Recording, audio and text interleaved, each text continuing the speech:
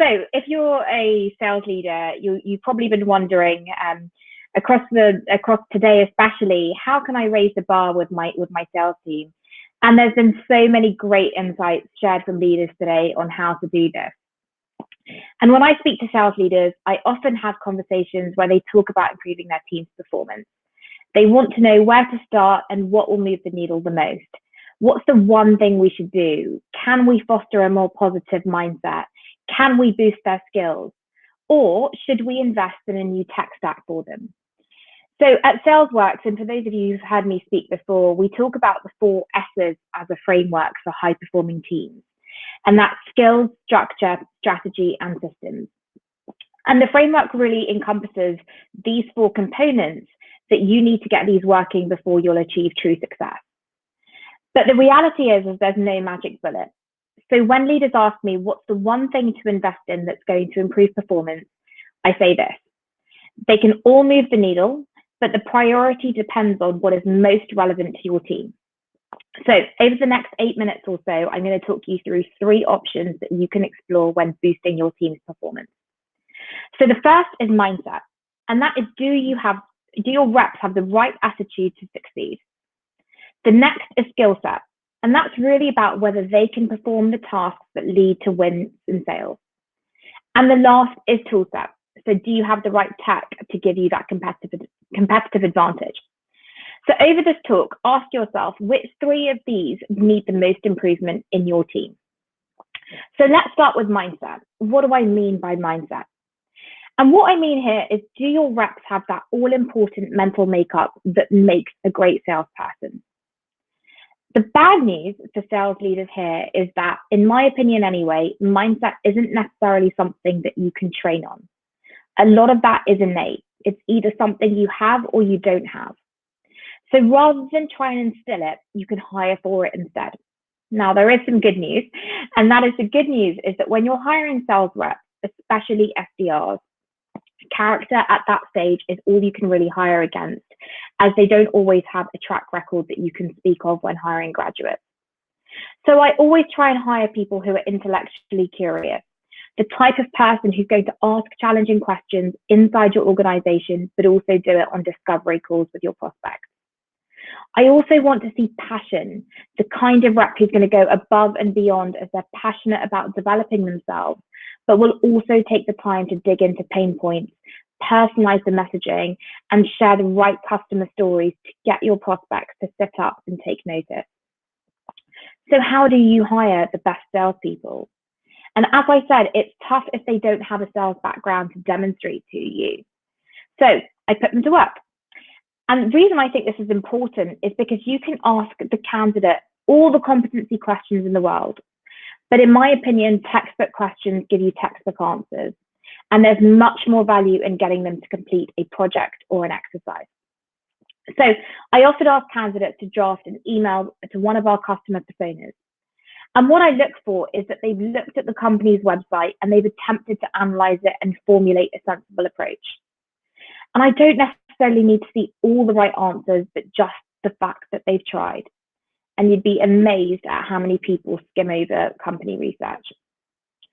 So what does this exercise show you? Well, it shows you that they've got the skills that you can coach and that you can't coach. And remember, the ones that you can't coach are some of those like curiosity, passion, and communication skills. And it's also great if I can see some evidence of resilience too. So give them some feedback, see how they react, because sales reps face so much rejection every day. And without resilience in your makeup, you'll struggle to be the best. So second, skill set. So sales skills are something that can be coached, but it's often something I see organizations get wrong. And many times in my experience, companies believe that the more a rep knows about the product, the better they are. So they spend all that time in onboarding and team training sessions talking about product features and how best to sell them to a prospect. And for me, this is a waste of valuable coaching and training time. It doesn't matter how good your rep is at describing features if they don't have the fundamental sales skills. So my advice here is you're much better off focusing on time, like asking questions, active listening, picking up on pain points, and handling the conversation. You know, the things that really matter when you're on the phone to a prospect. And once your reps master the basics, you can take things to the next level. But instead of focusing on your product, look at the sales skills your reps need to provide value to your customer. And that's going to depend on a number of factors, including your sales process, your methodology, and your customer. There's no right way to sell that works every time. And I've seen this before. A rep that has been successful at a large enterprise organization with a sales force of 500 people may not achieve the same results in a pre-seed stage startup. And as we all on this call know today, SaaS sales is very different from other areas of sales. SaaS sales is not about just getting the deal and the job done. It's about maximizing a lifetime value, retention, and building that long-term relationship. So when devising a coaching and training program, tailor it to your customer's needs and the way they want to buy. Define a plan to teach those skills and then reinforce them through coaching. Now, finally, Toolset. And this can be one of the most intimidating areas as there are so many sales tools available.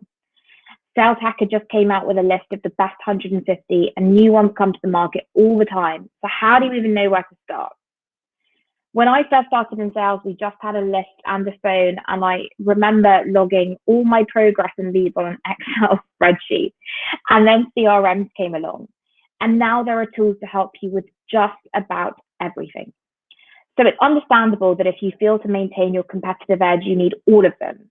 However, there is a tipping point. If you overwhelm your reps with too many tools, adoption is going to be low. So you need to focus on quality, not quantity. So where to start? Your tool set should be all about driving productivity and efficiency. So focus on those key points.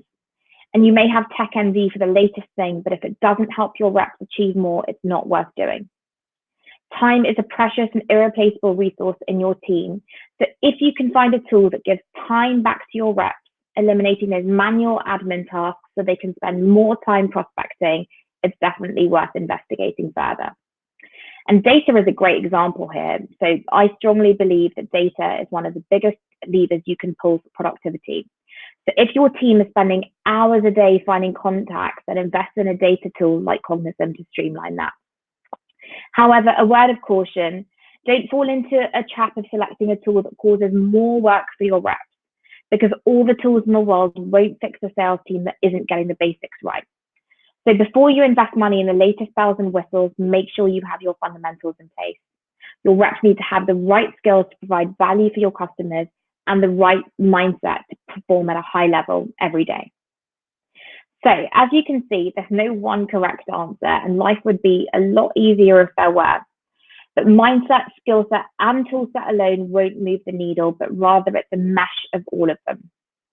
So to finish, I want to give you one takeaway from each section that you can go and have a look at immediately.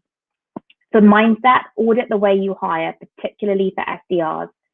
So rather than going on gut instinct, have a look at how you can create an exercise and systemize it that plays to the way you want them to sell to your prospects that you can evaluate. For skill set, look at onboarding and your ongoing training process. Rather than overloading your new starters with products, give them all the skills that will make them successful when they first pick up the phone, like asking the right questions, leading with value, and storytelling. And then lastly, for toolset, try to find a problem that you can solve with technology. Talk to your team about the manual tasks that keep them away from doing their job. And is there a tool out there that could eliminate that problem in seconds? Because it's likely that there is. So don't look for the magic bullet. Instead, look to improve your sales team performance in increments across all the key areas.